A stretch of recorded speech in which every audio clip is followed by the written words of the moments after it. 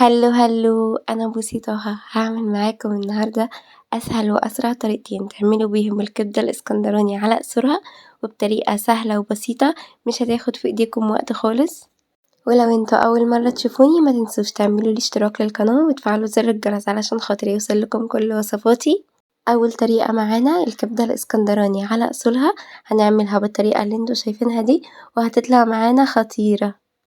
للناس اللي بتحبها بالثوم بس هنعملها بطريقة سهلة وسريعة ومش هتاخد في ايدينا أكتر من 5 دقايق. الطريقة التانية للناس اللي مش بتحبها بالثوم بس وبتحبها بالبصل والفلفل الألوان، هنعملها مع بعض بطريقة سهلة وسريعة وبجد طعمها خطير، مش هتبطلوا تعملوها أبدا من حلاوتها. وهنعمل معاها كمان مكرونة بالشكل الخطير اللي انتوا شايفينه ده، بجد بطريقة خطيرة. متأكدة إن بعد الطريقة دي مش هتبطلوا تعملوها أبدا من حلاوتها.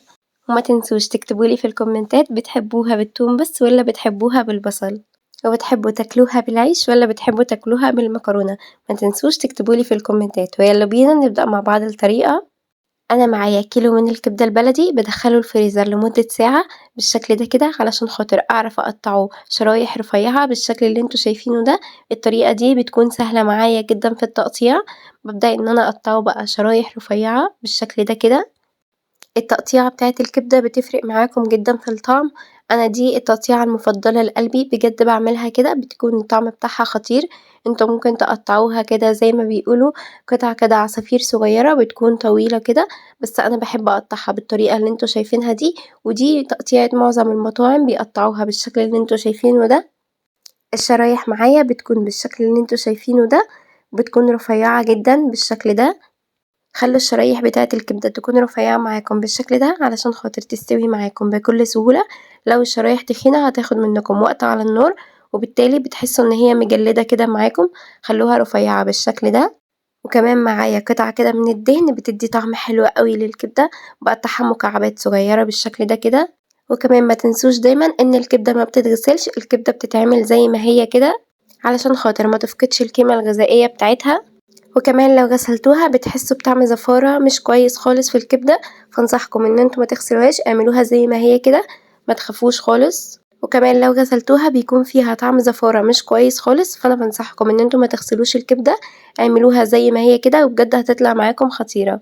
في طاسة سخنة بقى على النار بنزل كده بشوية مكعبات من الدهن اللي احنا قطعناه، وبنزل عليهم كده بشوية حلوين من الزيت بالشكل ده كده. باسيب الدهن الأول يسلي كده بالشكل ده وبعد كده ببدأ أنزل عليه بالزيت وأقلبهم بقى كويس جدًا كده مع بعض. لازم يسخنوا ويتشوحوا كويس جدًا بالشكل اللي انتوا شايفينه ده. هانزل معايا بقى ب10 فصوص كده من التوم، طحناهم كويس جدًا، وهانزل عليهم بواحد فلفل حامي، ده اختياري ممكن تستخدموا فلفل بارد. وباشوحهم بقى كويس جدًا على النار، بيكون على نار عالية. وهانزل عليهم بمعلقة كبيرة من الكزبرة.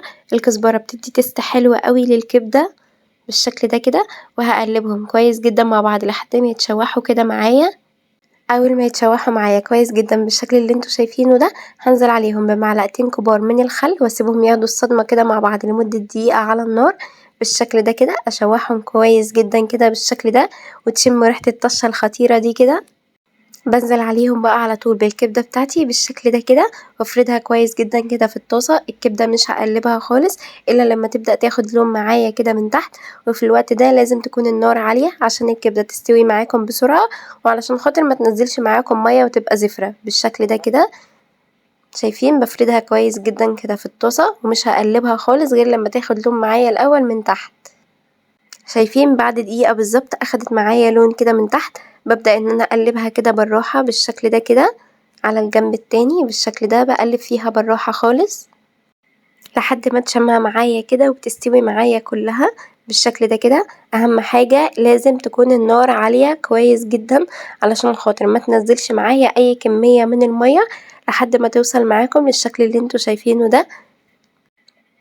هنزل عليها بقى بنص معلقة صغيرة كده من الملح بالشكل ده، وهضيف نص معلقة من الكزبرة. انتوا بتضيفوا التوابل على حسب الكمية اللي انتوا عاملينها. وهضيف نص معلقة من الكمون، مش هضيف حاجة اكتر من كده. كده التوابل بتاعة الكبدة بتاعتكم بتكون جاهزة، مش هضيف اي توابل تانية. وبقلبها بقى كويس جدا كده مع بعض بالشكل ده. كده الكبدة بتاعتي خلاص بتكون داخلة على سوا، ما بتقعدش على النار بجد اكتر من 5 دقايق. علشان خاطر ما تشدش وتجلد منكم.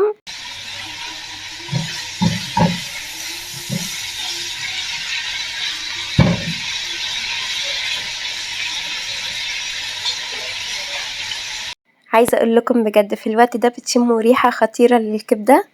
كده اول طريقة للكبدة بتكون جاهزة معاكم.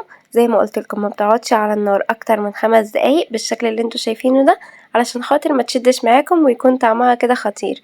كده الكبدة تكون جاهزة معاكم، وبكده نكون خلصنا اول طريقة للكبدة. بجد سهلة وسريعة وطعمها خطير. دي الكبدة الاصلية، بجد الطعم خطير، مش هتبطلوا تعملوه ابدا من حلاوته. طبق سهل وسريع، ومعروفة كبدة يعني بتتاكل بعيش بلدي. يلا بينا نبدأ مع بعض الطريقة التانية. هنزل بشوية حلوين كده من الزيت في الطاسة بالشكل ده، وأول ما يبدأوا يسخنوا معايا هنزل بالدهن كده اللي معايا بالشكل ده. زي ما قلت لكم مقطعه مكعبات صغيرة، وما تخافوش جدا من طعمه، بالعكس بيديها تست حلوة قوي بالشكل ده كده. بقلبهم بقى مع بعض كويس جدا بالشكل ده لحد ما يتشوحوا كده مع بعض وريحتهم تبدأ تطلع معايا. بعد ما تشوحوا معايا كويس جدا بركنهم كده على جنب، وابدأ انزل بقى بكمية الكبدة اللي معايا. ما بنزلش بالكمية كلها مرة واحدة علشان خاطر الزيت بيكون سخن، علشان خاطر ما يفقدش السخونية بتاعته بالشكل ده كده. بنزل بقى بكل الكمية اللي معايا بالشكل ده كده بالتدريج، بنزل بيهم واحدة واحدة بالشكل ده كده. الحركة دي عايزة اقول لكم بتفرق معاكم جدا في الطعم. بكرر نفس الخطوات بالشكل ده كده لحد ما اخلص كل الكمية اللي معايا. وفي الوقت ده النار بتكون عالية، الكبدة ما بتتسبش على نار هادية خالص علشان خاطر ما تنزلش معاكم مية. وبعد كده ببدأ اقلبها كده بالشكل ده. اول ما تاخد لون معايا كده من تحت بقلبها بقى بالشكل اللي انتوا شايفينه ده، والتقليب كده بيكون بالراحة خالص بالطريقة اللي انتوا شايفينها دي لحد ما تبدأ تستوي معاكم بالشكل اللي انتوا شايفينه ده وتتحمر كده.